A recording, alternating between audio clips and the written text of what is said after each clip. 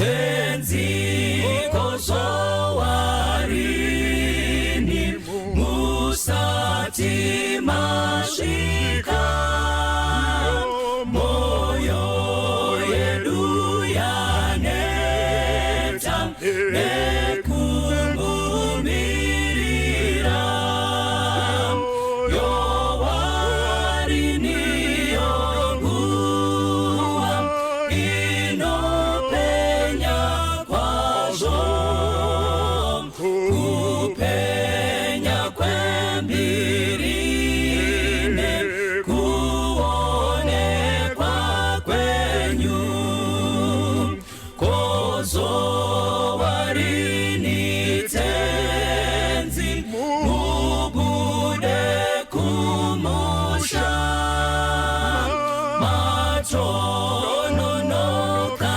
tenzi vamwe vadzokera tenzi vatendi venyu vazara nezvivi vashoma vakamira murufaro rwenyu mutsanyi vakarara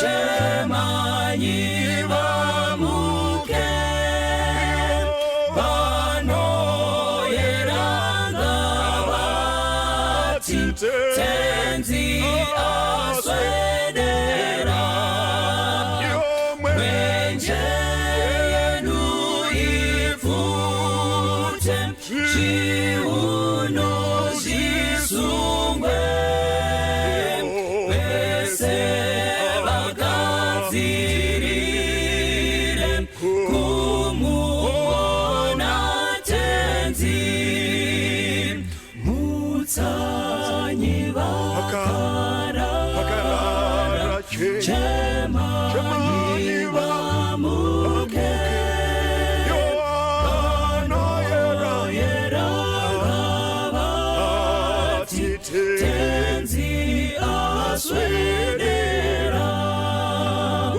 mwenje yenu ifute zviuno zvisungwe vese vagadzirire kumuona tenzi vese vagadzirire kumuona tenzi. Toda kuchikamidzai zvakare pachirongwa chino chepadare tichivimba muri kukomborerwa nekudzidza pazvirongwa zvinobuda paMandara Online. Tisati tapinda munyaya iripo muzuva ranhasi, regai tikumbire Nyati vativhure nemunamato. Nyati yangu yenyu. Ngatinamatei. Kuna baba vari kumusoro kudenga tinoda kumutenda nemukana wekudzidza pamwe chete nehama. Chivai nesu patenge tichinzwa nhau idzi mutipa njere neuchenjeri nekubatsirana pamwe chete nehama. Muna Jesu namata. Amen. Amen. Amen. Thank you so much. Samaita gono Samsung murise shumba. nane chai. Good. Gatangire pana Nyata apa mumbo kwazisa hama neshamwari. Makadini kuhama neshamwari ndo nguva kayezhizha iya. We hope kuti muri kurima muri kumukira kumasango uko kundorima minda ngaibatwe. Sekwedu uko nzvimbo yemaguta ndini wenyu Tsikada Gardener Mwera Nyati muzukuru wachipunza. Kwedu kumaguta uko kwaRusape vana sekuru nana mai nana mbuya, we are happy to know kuti muri pabasa pandima pakurima. Hama dzangu dziri kunzvimbo dzakasiyana vari pamabasa ayo toda kukuchingamidzai nekukwazisai. Kune vari mhiri yekumakungwa, may God continue to bless you. Magunanzi nemachocolate takatarisira. God bless you. Amen. Yes, Gono. Toda kukukwazisai vateereri vechirongwa chepadare. Indinoitwa Coach Mpunga Ernest, ndinobva kuBhikita. Nhasi uno ndoda kumbokwazisa vazukuru vangu vazukuru vegono vese kwese kwamuri ndoda kungokukwazisai. Vana vehanzvadzi, vana vevana ndoda kukwazisai. Mwari vakuitirei zvakanaka. Thank you. Thank you. Good. Intron Charles N. Makombe weHumba 1 mubarwe Nyanguru tendera 1 chiremba nemuromo mapadza makapa shumba waranda wari pano kubva kuna shumba uko. Ndira kukwazisa vose weHumba wherever you are. Ndiri kukukwazisa iwai neChristmas yakanaka. Gore richindopera ngaripere makatarisana naJesu weHumba. Thank you. Jesu weHumba. Ndiyakutaura. Handini. Alright. Makadi yenyu adiwa vatereri nevatarisi. Zita rangu ndinoitwa Pastor Obet Mudzengi, mushumiri mukati mesangano rema Seventh Day Adventist. Ndinobva kuShurugwi, ndiri muira Shumba. Tisu vana Murambwi, tisu vana munhu watogwa, tisu vana Masinire, tisu vana Chikara, varidzi vesango. Tikasarudza nhasi kuti toda mbodya yeHumba tisu, tikasarudza kuti nhasi toda nyati ndokuti takapuwa zvipoio tinotora futi zvatada usavi hwose. Tinotenda ndinoitwa Mudoni, ndiri Samaita Samangongongo Samsung. Hanzi ukaenda kumaArabhu amasamusa. Nagona vandozva vanotaura vachiwanza zvavo. Kana mukaenda kumuzarabani. Muzarabani. Amen, kuti zvine zvakufamba sei. Asi tisu vanhu vacho. Tinoda kutenda. Nhasi musoro wedu wenyaya uri kuti iwo jaketi here vakomana. Jaketi here vakomana. Saka nhasi inyaya yejaketi. Dai tiri kumasista kutoti inyaya yejakuvha. Jaketi rekupfeka here varume. Saka ndio nyaya yatinayo muzora nhasi. Regai tiverengerwe naNyati. Ende nyaya iri kunakidza because ingwa yezvipoka ingwa yezvipo hanzi padare. I wanted to reach out because I'm feeling a bit lonely and unsure about something regarding my kids' recent visit. They've come home for the holidays. Hey, toda kutenda. And brought lovely presents for their mom. However, I received just a jacket, which has left me feeling rather overlooked and disconnected. While I appreciate the gesture, it's the thought behind the gifts that is me feeling a little down and confused. I'm not sure how to communicate my feelings to them without seeming to be ungrateful. I want to encourage their thoughtfulness and keep our relationship strong. Do you have any advice on how I can handle this situation? Thank you so much. Nguva yatiri saka ndichaexpecta kuti vatana vedu vari pakati pedu ava ana gono vari kupiwa majaketi vemajaketi ava ndo vachange vari vocal kuti vaomana matinyanyira. Tigona kuti zvofamba sei. Regai tiverengerwe vhesi redu kuti regai tiverengerwe vhesi tinaro here ringabata nyaya yemajaketi. Exodus chapter 20 toda kuverenga pavhesi ya 12 inoti iyo honor your father and your mother that your days may be long upon the land which the Lord your God is giving you. Thank you. Katingotanga nepadomocology iri vhesi iri rinenge ri straightforward. Mameno, what is your comment on the verse? Pavhesi riri kuti kudza baba namai wako kuti mazuva ako agowanda pamusoro pechinyi penyika. Ndizvo harina rimwe explanation. But Mwari, it's his what? Is his command. Command kai. Kudza baba wako nani? Namai wako. Thank you. Kuti mazuva awakapiwa pamusoro penyika agoini? Agowanda. Thank you so much. Wese wano wasingakudza vabereki mazuva awo mashoma. That's for sure. That's powerful.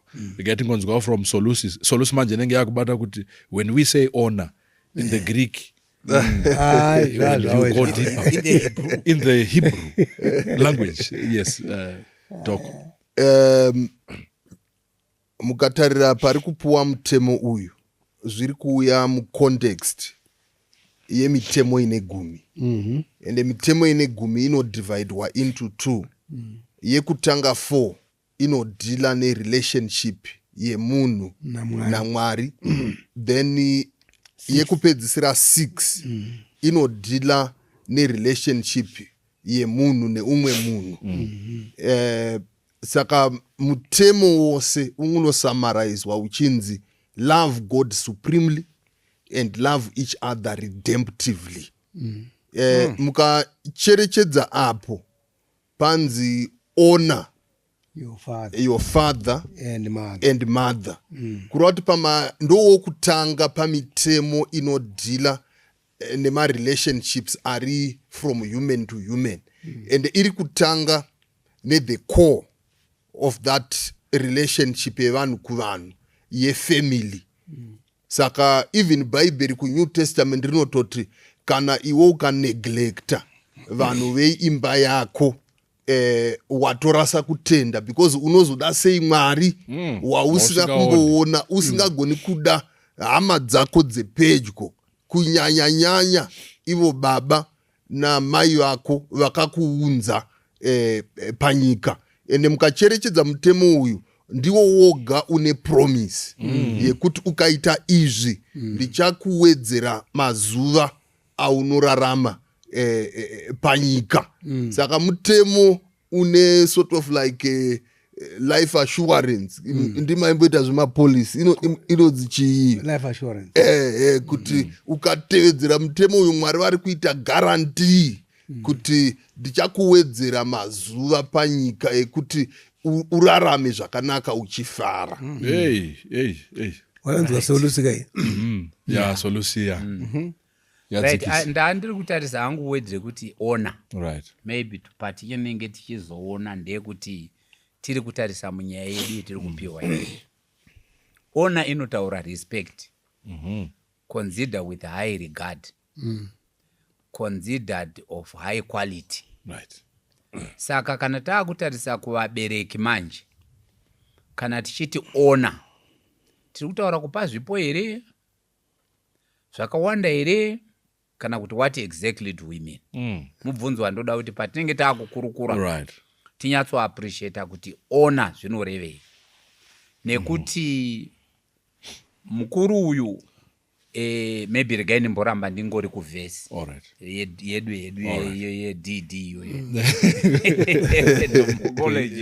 Thank you. Ndeyekuti I think mutemo uyu in the context yehukama, mukaona mitemo yese inozotevera iri 6 iri 5 handiti ka kubva pane iwo wechi kubva iwo pane wechi ndewechi 5 ka in the Bible. Mukaona yese iri kutevera iri kubata relationship pakati pemunhu nemunhu. Right? But you find kuti zvimwe zvese zviri general. Usabe haisi kuti usabira baba wako, kana usabira hanzvadzi yako, kana usaba kwaunoshanda. Ingori usabe. It's generic, it's general. But ya baba namai, it's very, very specific. There are only 2 people involved. Your father and your mother. Takuzoextenda hedu tenge takuti munhu wese ari age ya baba vako ndi baba kwauri. Anofanirwa kurespect, anofanirwa kuitwa honored. But Bible rinenge rakati ndona kuti riri kutangira pababa vako namai vako vakakubereka, vakakurera, vakaita zvese zvavakaita kuti uvepo. Saka ndo vari kuti ivo, if you start with them, vamwe vese ava rudhende rwevanhu kuzovabira, kuzochiva, kuzoita upombwe zvinenge zvaakumanejeka because watanga wagona kuremekedza baba namai. Saka I think as we go into this case, toda kunzwa kuti mukuru uyu akarespectwa here, akaonewa here, kana kuti haana. Alright. Yeah, ndazvibata. Saka tichipaongorora ipapapo. Regai tiende pana vekwamaoresa Nyati. Waridzi wenzvimbo. Nyati, imimi makatarisa nyaya takutopinda munyaya baba nemajaketi majasi nyaya yekupanana zvipo. Ndakuona sekunge inyaya yekunge vana manyorere maybe ari kuita baba vari kuconsider mai kupa zvipo kuna mai zvakawanda kupfuura zvinopiwa baba, kana kuti baba is being paid over nothing here.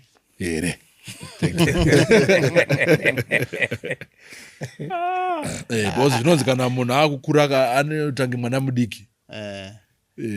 You know, I don't know for the other gentlemen. Inini ndakazokura maybe anampunga pamwe. In your times, the schooling environment was a bit different. Let me just give my example. Okay. Kuti patakakura itiri kuchikoro kwandakaenda, kwaitwa zvimafunctions zvimwe zvaida kuti zvainvolva pamwe participation nemubereki. Painzi can your parents come? And ruzhinji the parent that was available to attend with me vangu ari mai. So I'll give an example. Pane time yataka taitamba bhora kuchikoro kwandanga ndiri kudzidza. Ndobva tanzi kune match irikuitwa on Sunday mokasika kuya. So in my zeal to make sure kuti I'm not left out, nekuti Sabata obviously mune musipo chichi, but Sunday this match is on Sunday. So in my zeal in making sure that I'm not left out for that my dokumbira kuti mundiperekedze. Baba was not available. Wangu ari pamba, but he was busy. So mama ndobva wandiperekedza tobva tatoenda kuchikoro. But this match was being played in Mangura. Okay, saka taifana kuti tusvike pachikoro, then topinda muschool bus toenda kundotamba bhora redu kupi kuMangura. So when we got to school, ndobva tabvunza ko vanhu vamwe ari kupi zvikanzi bhazi mumwe anga aripo, ndobva aitipa impression kuti bhazi raita sei raenda rasumuka. Mai ndobva vati saka todii ngatiterei. So ndobva tatera bhazi riya nenzira yekuti tikuenda kuMangura. Ndino kuti takadhiraivha namai tichiti tichabata bhazi tikandosvika kuMangura. Ndoda kukupa ka example ke how these bonds work. Ini mumoyo mangu I'm saying kuna mama mama I have to play this match. Mumoyo mamai she's pushing kuti I want my son not to be left out. And she pushed with me all the way kuenda iko. Saka when you then create such bonds, I'm just giving a simple story. When you create such bonds, and there are many of these stories. Zekuti dzingwa pango pakundotsvaga nzvimbo yechikoro. It's not the fathers who wait in the queues for a very long time all day looking for a school placing yemwana and etc. Saka mana mai they tend to have spent in a lot of cases they tend to have spent a lot of time in the pain moments nemwana wavo, and that tends to create a bond. Kana mwana akanga azoita zvaaita kumberi uko, asi kutaura hedu zvequality relationship yekumba, but ungotaura zvinoitira vana mai vana vavo. Mwana kana akanga aita zvaazosangana nazvo kumberi uko, generally because of the intensity of the bond, you then find kuti mwana uyu kazhinji anochoka mai. The unfortunate thing, in some cases, mai vatumwa nababa, in quotation marks, but in reality, by experience yemwana, it's the mother who has been available. Saka when we then get these gifts in reverse now, ruzhinji, in most cases, they tend to illustrate the nature and the intensity of the relationship.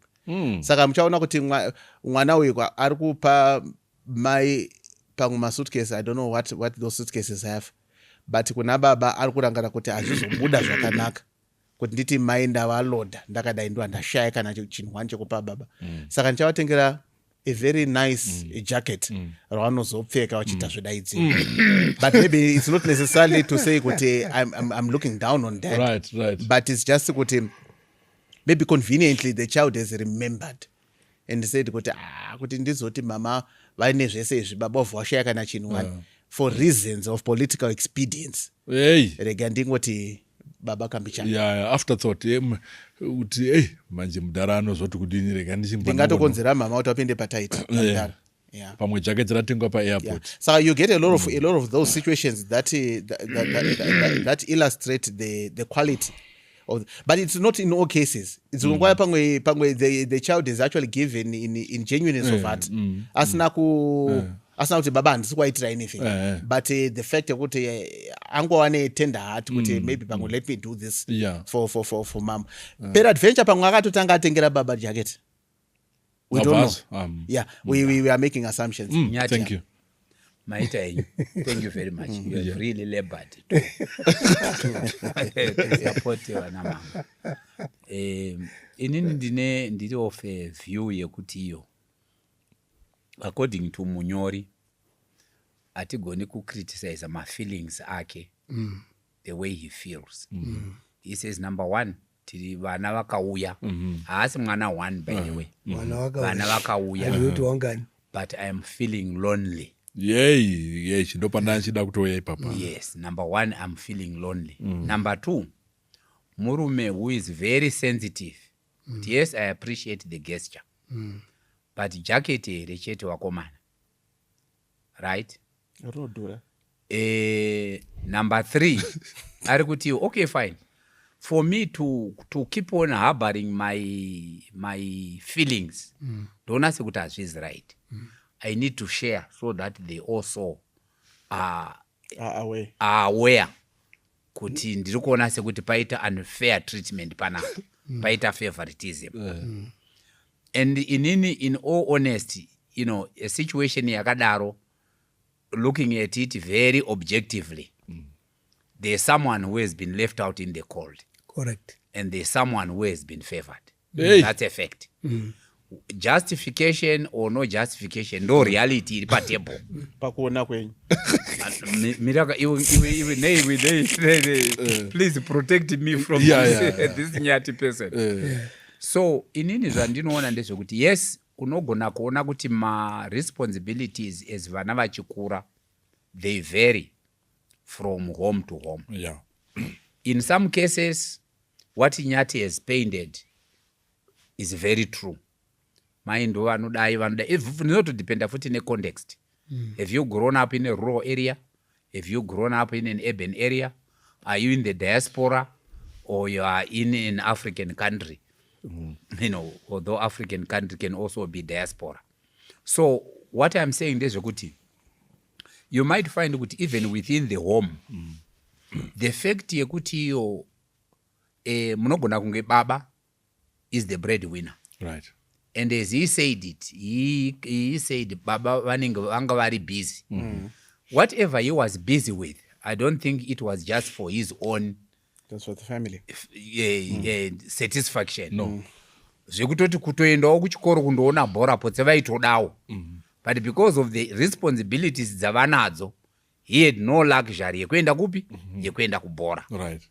And you find that sometimes when we look at these issues, we then look at, especially as the days progress, and tunyaya kuti unotonzwa makawanda, especially some in Nigerian tones, in African tones, in Europe, they even say, once I have grown up, the old men are kwake, sometimes na mai vake vacho vanotongoraswa at the same time. But inini kuda kuona sekuti iyo situation yakadaro, our memories become very short. We then concentrate on the things that are of value to us as a child at that stage.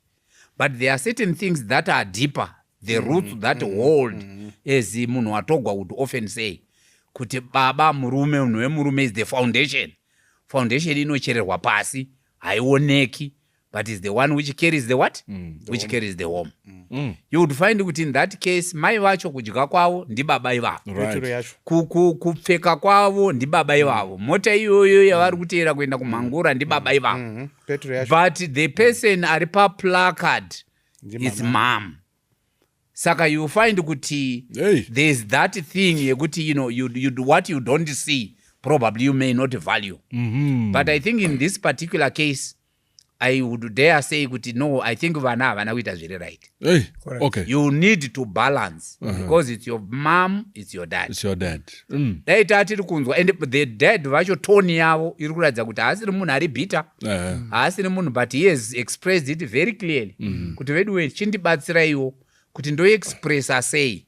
And as you grow, you also reflect ka. Right. Mai vanoreflecta, yes, 9 months vanoreflecta pavaenda newe kwakati vachinayo vachiita sei. But don't remember kuti kuneswera baba, sometimes he may not have the ability to articulate zvinoita mai. Kuti pakaita an issue vanobva vataura, mwana wangu uyu ndakamutamburira ndikabva ndaita so. Baba vanongofa vakadini, vanogogomera vakanyarara. But what he goes through is very tough. Saka sometimes kids and sometimes the mother too forget that. Right. And just look at the roses that are on top.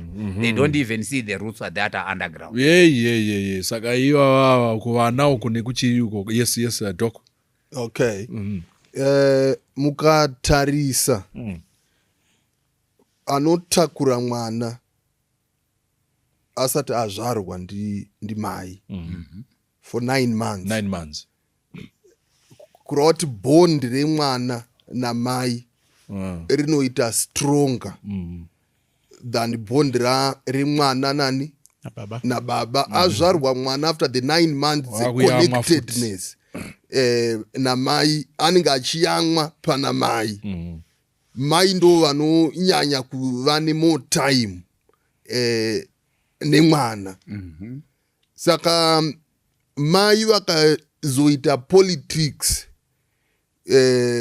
dzekuti inini ndiri kudai kupfuura uyo, vane kaadvantage kukepcha mwoyo yevana nekuti ndo vavaiona. Baba normally kana kuri kumasetting enguva dzekare ndo vanomukira voenda kunovhima kunoshanda, vanogara vari kunze, mai ndo vari kubikira vana, mai ndo vari kudii pamba, vana vanongoona mai, vana vanotaura namai. Baba vozodzoka pamwe kubva kubasa kuma6 pamwe vana vatokotsira dzimwe nguva. Hapana the bonding inenge iripo nababa. Saka even mwana azokura anowanikwa kuzotaura more namai nemhaka yekuti ndo yaiva padhuze naye, anenge asina pamwe nyaya nababa who was always out there. Ende zvavaiita kunze uko ndo zvaitosustaina the family, but the bond is now with the mother because she was there. Ndo havane touch. Saka I think ndo kwazvinobvira. Saka vana mai ndo vanofanira manje kubetsera kuti vana vagorespecta vana baba vavo. Kana mai vakapinda mupolitics dzekuti ndoda kuti vana vauye kusaidi kwangu, kana pane hondo dziripo, then baba will be at a big disadvantage. Thank you. Regati mbonzoka nemutana uyu humba ndimi makaita million round table muchitenderera mutsvaga mari, and it seems that as men maybe the reason yatakuzoshaya magunanzi tachembera manje inyaya yekuti takanga tichimhanya kwese uko hatisi here we forget also time with the family zvakanyanya. Tikasira ana mai taakundochembera kumanje, vana kangoona chinhu mai chakadai mai then ndaakubuda nozoti mudhara wozongononga jaketi paairport risingade juti, then waakutongopinda mundege uchitodzoka. Handiziva kuti jaketi rakamira sei. Kana aribva kuAmerica aripo akachipa $4. Okay. Ariko ndakatomboya netuka ine ndikana ainge achishamisira $4. So zvotibera rakanongwa kupi. Okay. So look, ndautaura mama yangu iyi. So wakaitwa izvo zviri normal kuvarume vese. Okay. Yeah. Mwana anongotaura namai wake every day. Iwe uripo. Iwe utenge uripo uchitonzwa kuti varikutaura 2 hours 3 hours. Amai vazonzi uzokwasisa dedi.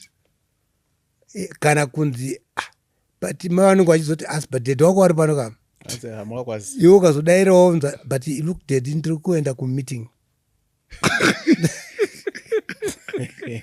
mazopinda time yemeeting yakwana After 2 hours. so look usanyanye kubatikana appreciate that jacket and ungoti handio zviripo inini handibatikani nazvo because ndozviitira zvinhu zvangu inini ukagona kuzviitira tuntu wako hauna dambudziko But kupiwa kwakanaka. kwakanaka anokupa kana achikupa nerudo rwake kwakanaka saizvozvo akapiwa jacket thats it gutsikana nditotaurisa ndaka look we are in it tine vana vari kunze kwenyika kuna vamwe vana natural they speak to their mother iwe uripo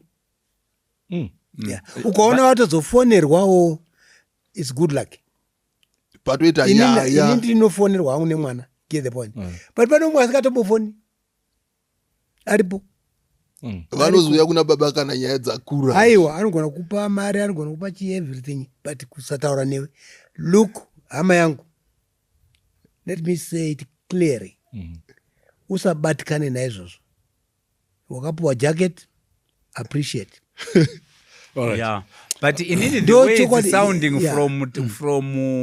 from humba it sounds like kakuramwa it sounds like well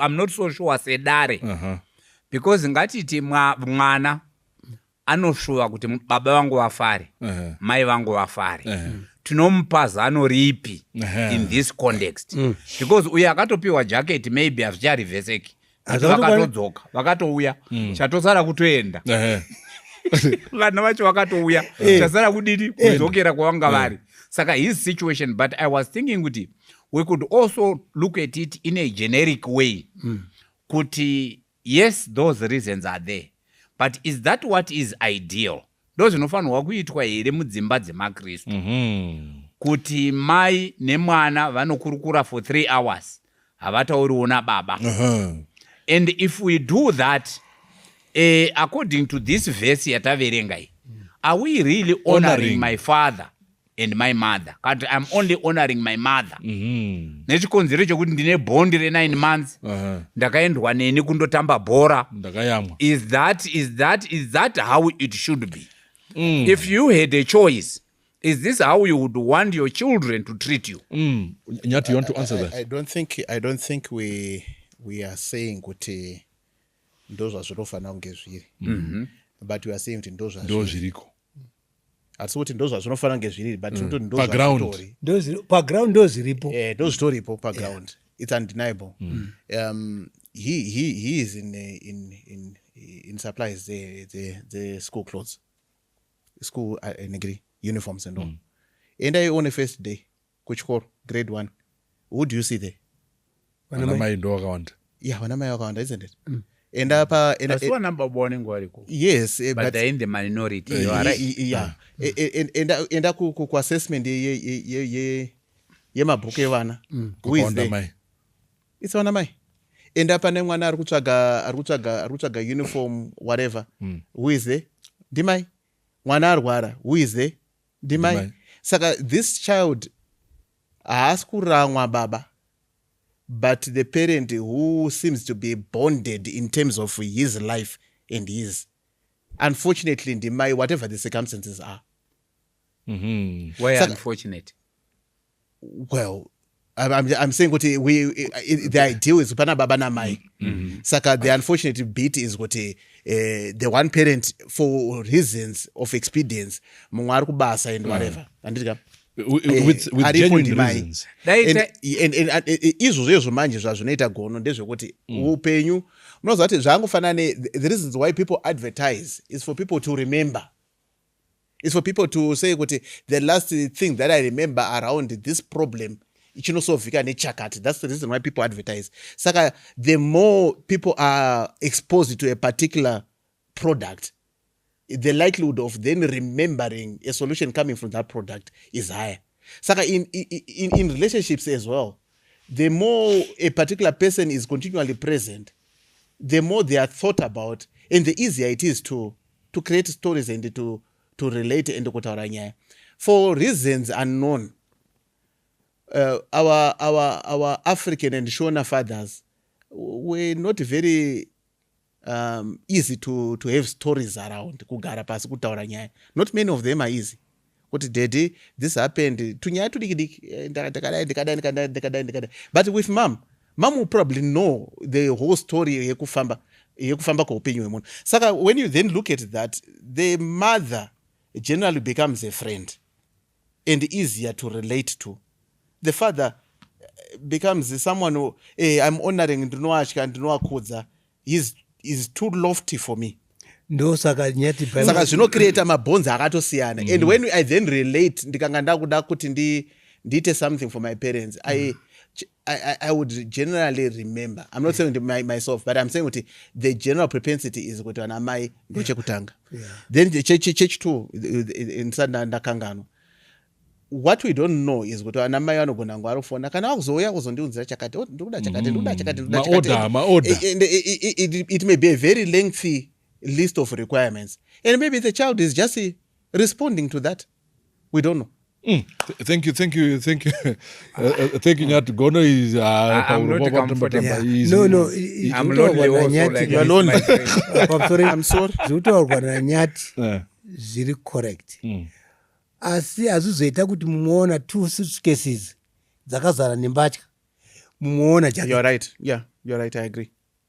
Azizoiti. Yeah, I agree. Ipapo ndo I think ipapo ndo pari ndo pane issue yedu Anoda kufungwa. ndo pane issue mind. Yes. Yekuti iyo on other words tiri kuti isusu dai tese ngatimbotora a scenario where mother is vari kumba vari kuchengeta mwana kusvika achikura handiti baba vari kuenda kubasa ende kwekudharaka kwakusi kwedu kwanhasi tiri kugara mutaundi kuti unoenda makuseni manheru wodzoka motomboitiswawo homework kwakusiko kwakuri kwekuti vatobva kwamaoresa votouya kuharare votozouya paeaster for 2 days. Dai vese vaiswera vakagara vachirinda gardener aienda kuchikoro here ingadai asitaura chirungu chaari kutaura aizodzingirira bhazi here ainodzingirira netsoka. So ini ndiri kungoti inini what you are saying is very true kuti ndo zviri on the ground.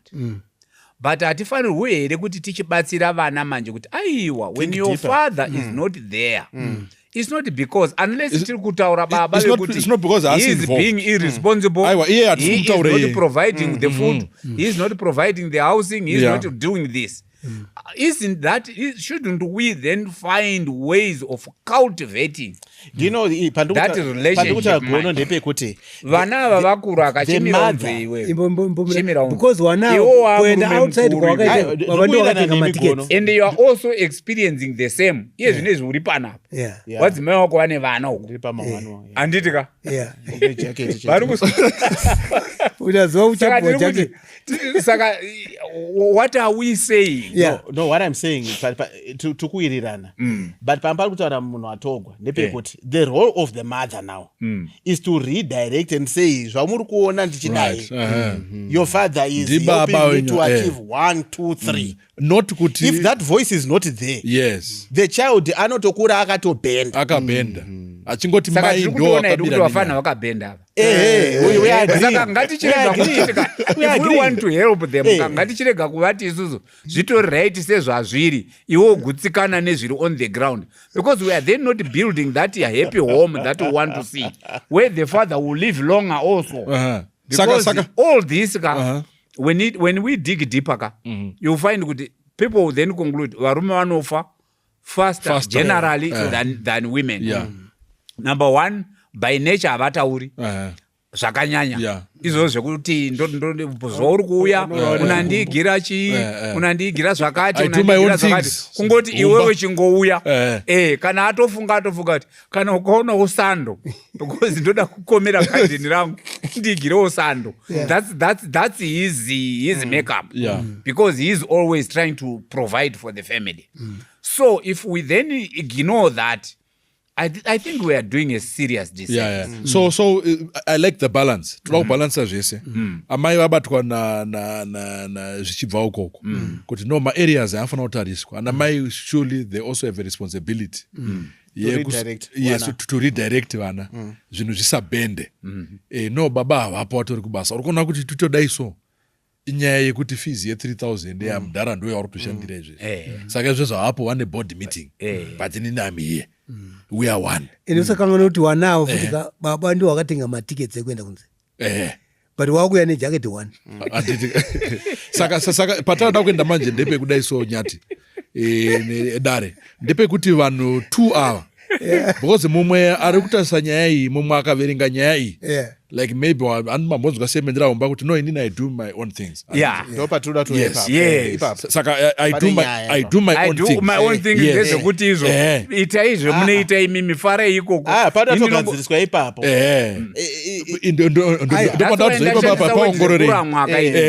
Kuti kana ndakudaroka vana ava vasiri vedu vetese. Vana vamai. Anditika. Indingoriwo passengerwo by virtue of being existing. Hazvifaniri kudaro.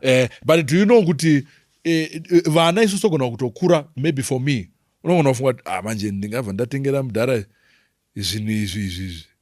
Mudhara wangu haana basa nazvo. Pfungwa yangu inini nekukura ndaingona mudhara semunhu asina basa netunhu.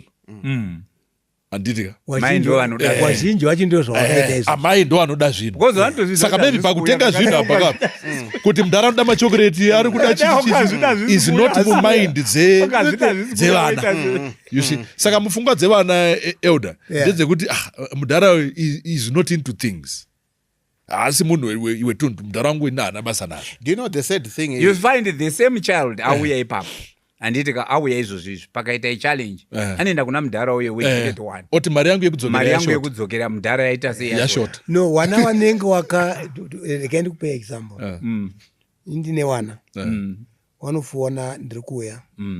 What is that you want? Ndomutaura. Uyo ari kuAustralia ndimungade chii chakataurai ndipe masaizi enyu whatever. Ndo wana vari right. All right. Get the point. Awa hawana kumbobvunza, wakabvunza mai kuti mai zvenyu baba jaketi rakategwa here hawana kubvunzwa. Whether rinokwana pamwe rakairi hombe. But vari kuappreciate, I think rinokwana. He's appreciating. But vari kutoti is it papa nepfungwa yangu is that all? Papa ine rimwe nyaya yangu dare ndepe kudai so.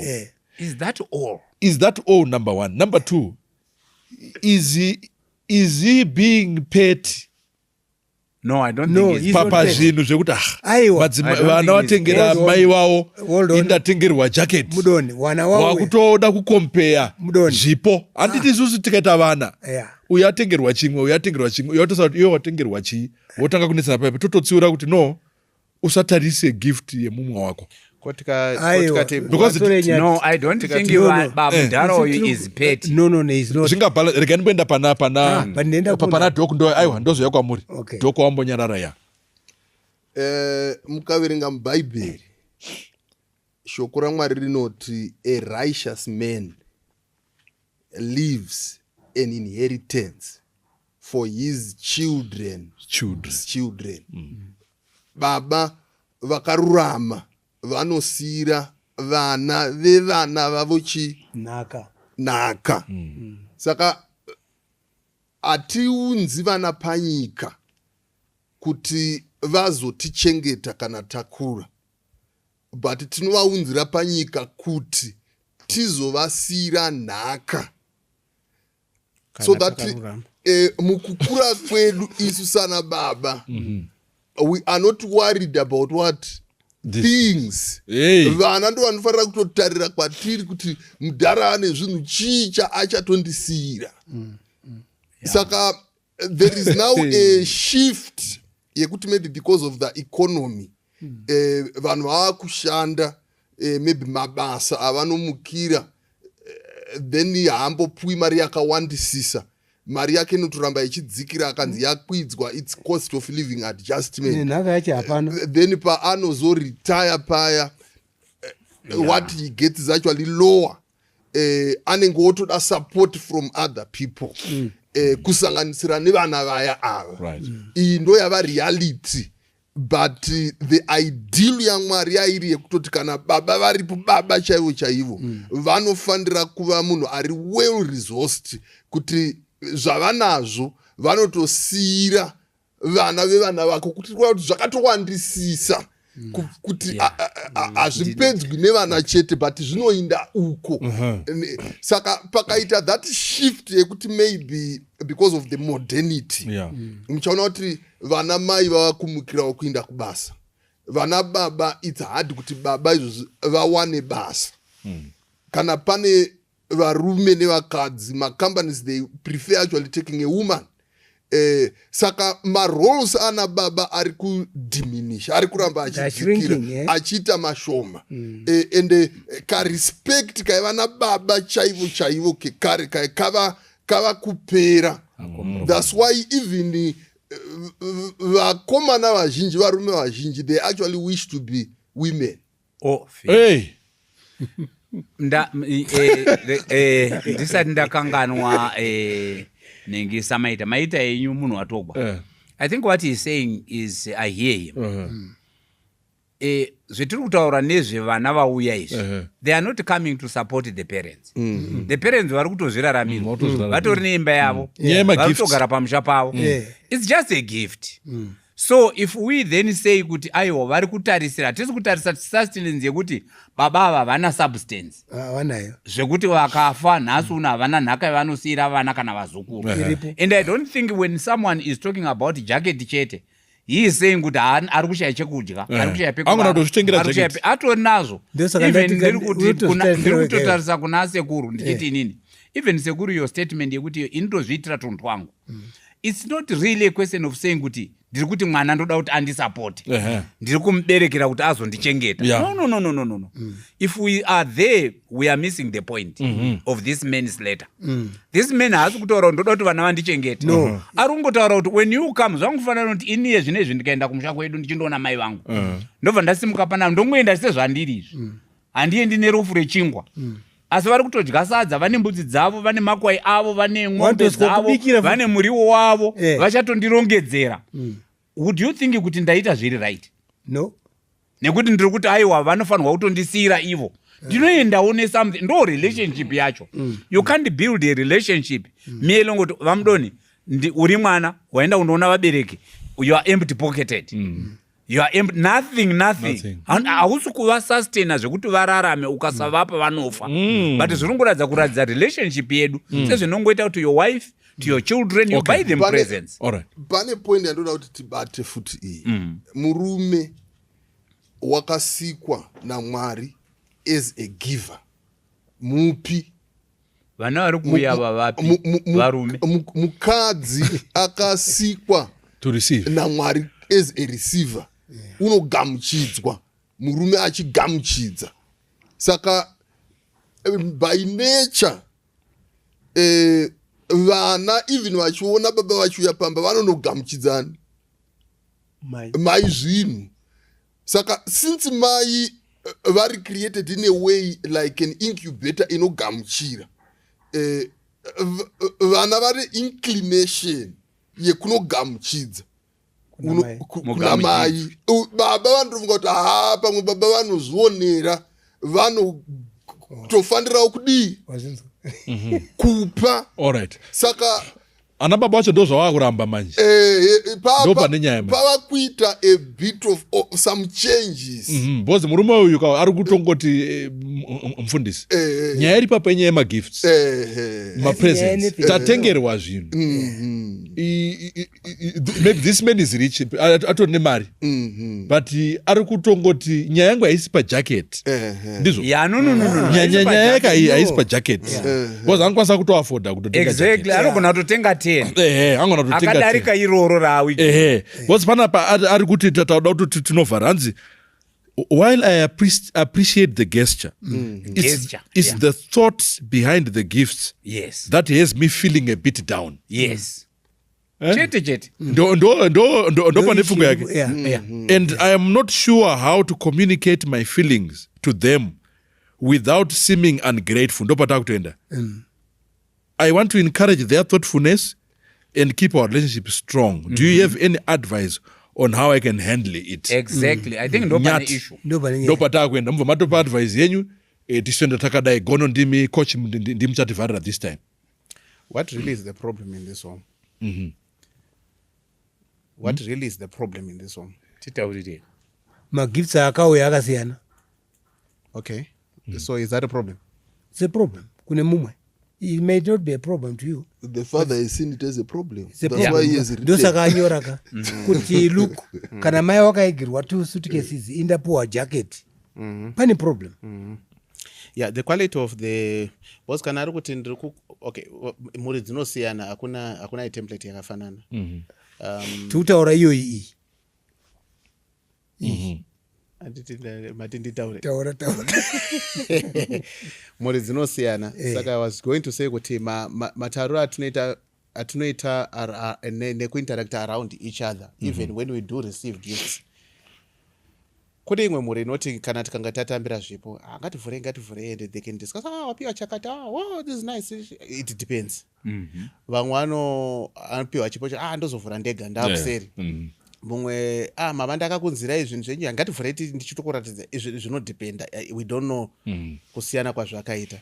Kwandiri zviri kutosuggesta sekuti malast statements amaverenga ari kusuggesta sekuti the communication quality mukati memusha umu ine mubvunzo kwandiri. Iri kuita kuti baba vange vari unsure kuti when he then says kune vana vana anotoda kukutenda nezvipo zvamakaunza, dai ndiri kushuvira kuti mutirangarire. Thank you so much. Ndoonawo zvakati nezvakati ezisababa vachiranga vana. He is finding it a mountain to get that far, to the extent that he feels that it may then adversely affect the quality of their relationship. So kwandiri ndikuona sekuti panogona kunge paine a relationship iri on the table, but the deeper issues dzemumba umu dzinotyirwa kuti if we go this far I may upset the balance of the relationships. Ndaifungira kuti nditi nini panga parutaura naumba pekuti ndinozviitira zvinhu zvangu, handina problem, handina chii. Munoziva kuti kune dzimwe mhuri dzekuti whilst the ideal may be what we said kuti baba ngavave mupi, baba ngave well to do, kune dzimwe mhuri dzekuti baba is really invested in his children and his thinking is kuti inini kana vana vangu vakanga vakura vakachivha vakayambuka apa, upenyu hwangu handitira zvakanaka. And when they then see kuti mwana wakundoyambuka and they are seeing kuti the reciprocity yekuti ndakaitawo kuti mwana agone kukura I'm not getting that back, the men may feel downtrodden, alone, terribly ostracized mukati memusha imomo. Haatozive pekuti anotangira sei. I hope this man is not in that space. Because apataita assumption yekuti he can buy 10 jackets, the reverse may be also very true. Kuti he may not be able to buy any jacket. Anything. he may not be able to buy anything. But arikuona vana vakuchi appreciate vaenda kunoshanda wherever they are. Maybe pamwe vari muno muHarare vaenda kumusha or vaenda kudiaspora vadzoka kuno. And he is now thinking kuti andizoti tingati expectation here kuti ari kuti vana vakuita plowback. Ari kungoti the joy yekuti vana vauya kuzona vabereki. Ari kubvunza jacket chete here, ndori kuratidza kuti kuna baba here kuuya kundiunzira jacket chete. Ndopane nyaya ipapo.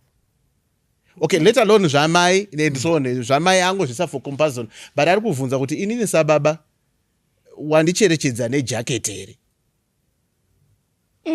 All right. After what I think I've done. All right. Actually, Ringaita jacket so chete. if you go business, muchaona kuti pandi kune Father's Day, kuita Mother's Day. My business prepare more for Mother's Day than Father's Day. Vanotenga pano simuka business more, it's on the Mother's Day than on the Father's Day. Yeah, that's true. Eish, pavalentine ma-feminine gifts ndo anotengwa than ma-male gifts. kune Mother's Day, kune Women's Day, kune Girl Child Day, kune Wakadzi Day, kune Mbuya Day. Saka this man has to accept Stated this day. is normal.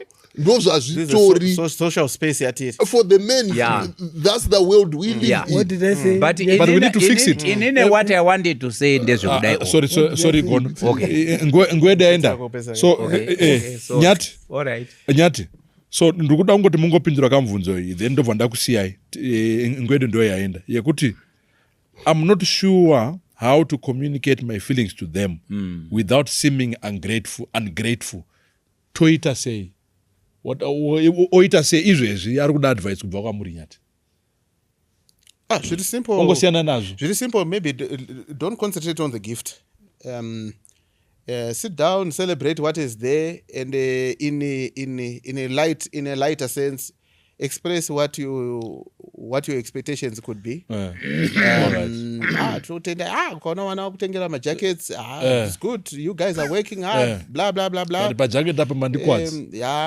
Well, it depends. If you want to concentrate on the jacket, you may. I think you may dampen the whole spirit and Correct. yeah. And pangwe you may not really achieve what you need to achieve. Yeah. Maybe pangwe you can in a lighter way post in your expectation in the future, things that you would like. Iri tombo celebrate jacket. Vana to do kana vachikwanisa. That's powerful. You know, and then later on when the event has died down, you can engage a bit more All right. around that. But to then say kuti mwana wayane jacket oti jacket here. Yeah, I think Azviite izvozvo. I think Thank you so much. Humba. ndakutaurira hama yangu iyi Pfeka Mumwe wenyu jacket. mutana.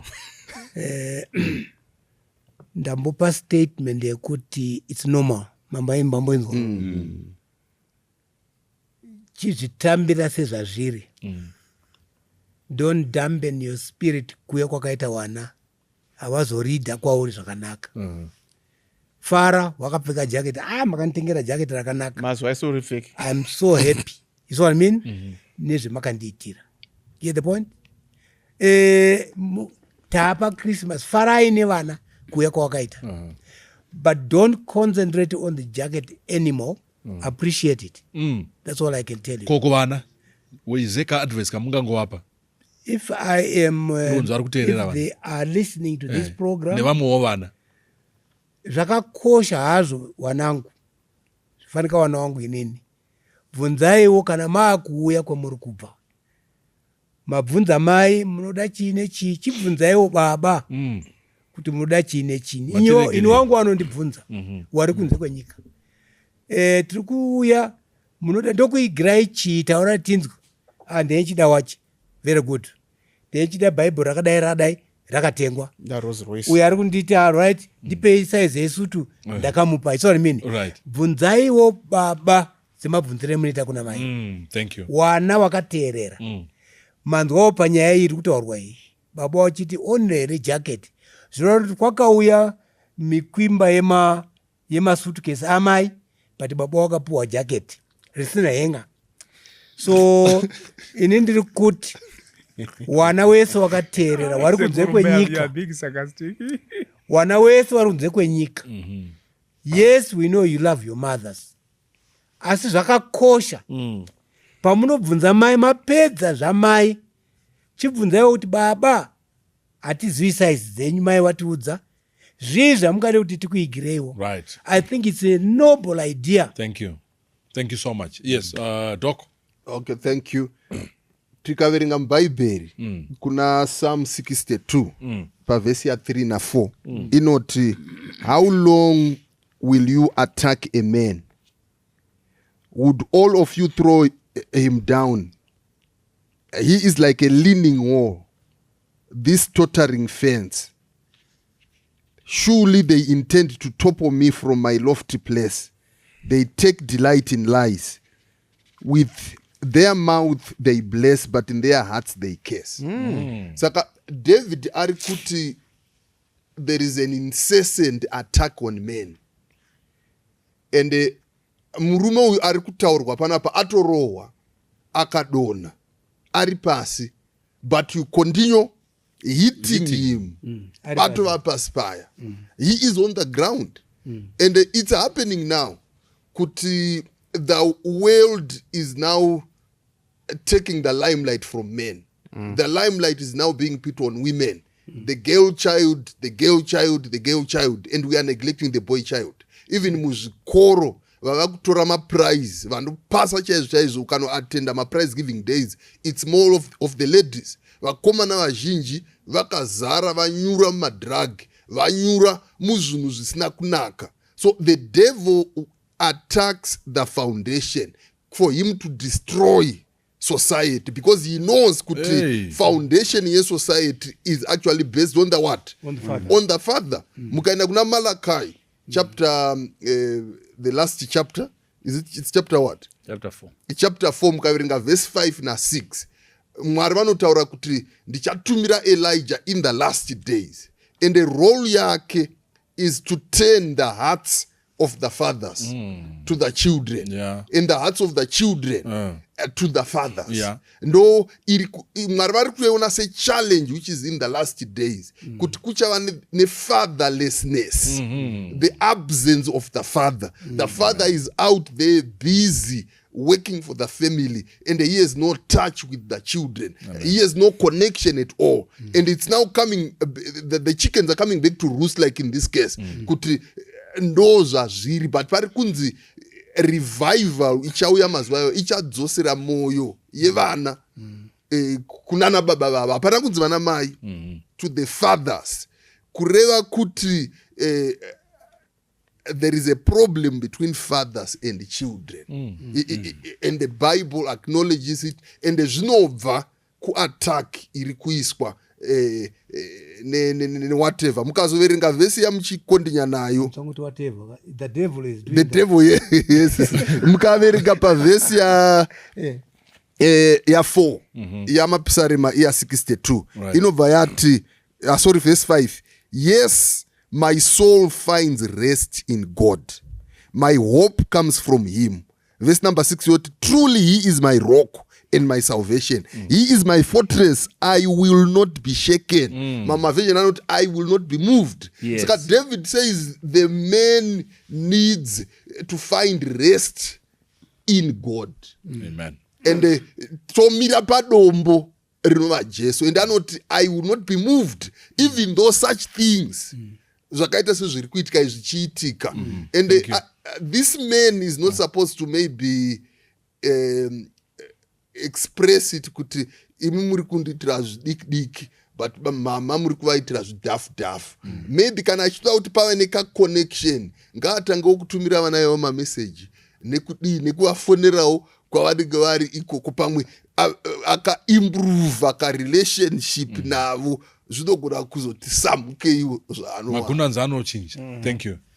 Thank you very much vadare nediscussion yedu yanga ichiratidzika seiri very simple, but nemaviews atiri kuona kutaura kuti inyaya yezvinhu zvinoraramika ende zvinooneka mudzimba. Ndingada kupedzisira ndichiti inini ndofunga pane zvese zvatakurukura kuna baba ava, chidzidzo 1 chatadzidza ndechekuti icho zvinowanika mukati meupenyu. Ende kana zvawanika, chikuru chinyi? Relationship yenyu nevana nezvipo. Chikuru relationship, handiti? Mubereki wese anoda kuti ange aine good relationship nevana vani nevana vake. Now zvadai mazviona, I think your entry point inogona kunge iri yamai, kuti munotaura namai. Balance iye yambotaurwa na munhu watogwa, I would want to bring it in. Kuti unotaura namai zvinogona kunge zvinonzwisika. Pane umwe mutaura aitaura kuti ukaona usikufonerwa, iwe danana neanofonerwa, unozoguma wakufonerwawo. Vakangoramba wati kwati neari kudya, iwe unozoguma wadiniwo, unozoguma wadyawo. Ndo zvazvitori. Because that relationship tese tiri kunzwa panapa kuti that bond is very, very strong. But I think vana, as we grow up, let's also try to, according to the Bible verse, the way I understand it, it's very clear. let's make our parents happy. Hatisi kuti vatichengete, tiri kuvaberekera kuti vatichengete kana kuti vazotiitira zvese. And I also want to acknowledge sezvataurwa naHumba, inini my children who are mostly out of this country vanoita the same sezvinoitwa kwaHumba. Takuuya baba, what did you want? Ndotopawo list yangu. Ndodawo chakati nechakati nechakati. Pamototi chete. Aiwa wedzerai mama vati. Ndotoziva kuti hawo kune imwe list yakati rebo. Ndotoshingawo, not because I'm saying this is why we have you kuti muzotichengeta. Aiwa. Tiri kungoita kuti tine hukama. Isusuwo patinovavhizitirawo tinovabvunzawo. Vana vangu taakukuvhizitirai. Chii chamunoda kuti tikuigirei? Umwe anoda maputi, umwe anoda chakati, umwe anoda chakati. Umwe nomwe otaura zvaanoda. I think that will build a good relationship. For now, I think baba ava ngavazvitaure. Let him not just hold it to himself. Because as he is, the way he has expressed, ndekuti I'm feeling lonely. Vamwe vese vari kufara, yeye baba wangu uri mukona mauzi, vari kuverenga pamphlet. Hazvizonyatsoita zvakanaka. Ngava wane mukana wekuzvitaura. I would rather say kuti instead yekuti tombomira toita ningi, ngava find a light way of saying it. Munoona vana vangu, ndingadai makaziva, mungadai makandiigira chakati. Mbeu. Whatever. Mungadai makandiigira chakati. So that you don't remain wakaibottle up, because the moment you keep it as something very difficult, chakunge chinhu chihombe.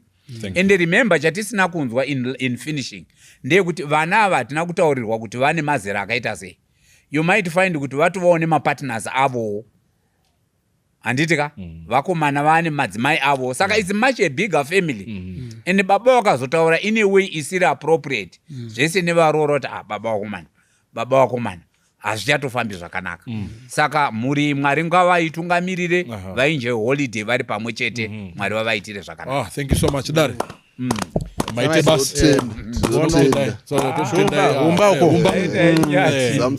toda kutenda nekuva nenguva yakanaka. Tofunga ana Mudara vawana majaketi avo here uko kwese kwatiri. Vakwanise kudzirwa munguva ino. Toda kutenda musangounza majaketi. Musangounza chete majaketi. Udzai nezvitumwe maweksutu, machinyi, nebhutsu, sutu, nekuvhunza kuti Mudara muri kudei ndiri kuuya ikoko. Mwari wakukuitirai zvakanaka. Toda kutenda naizvozvo. Ngatikumbire mufundisi mutinamatire.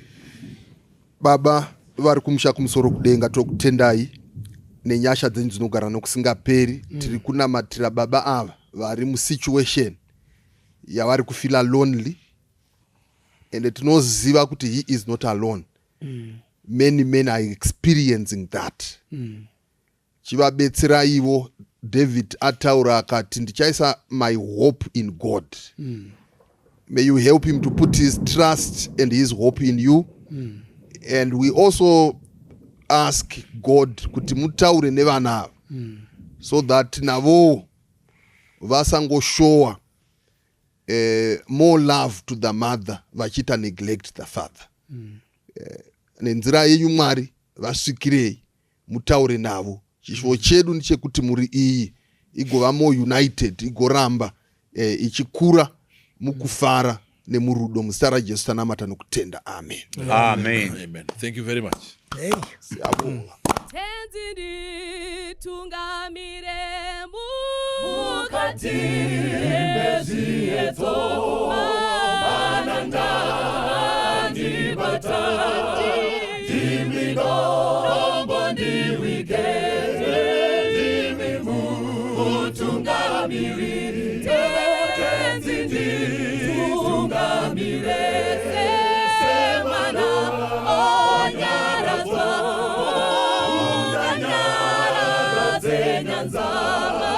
mananga anomunzwa kanamba tinyarara imite tenzi wenyanza tenzi nditungamire apoda asvika nyanza mananga ondichiza andichina zororo notamira kudemi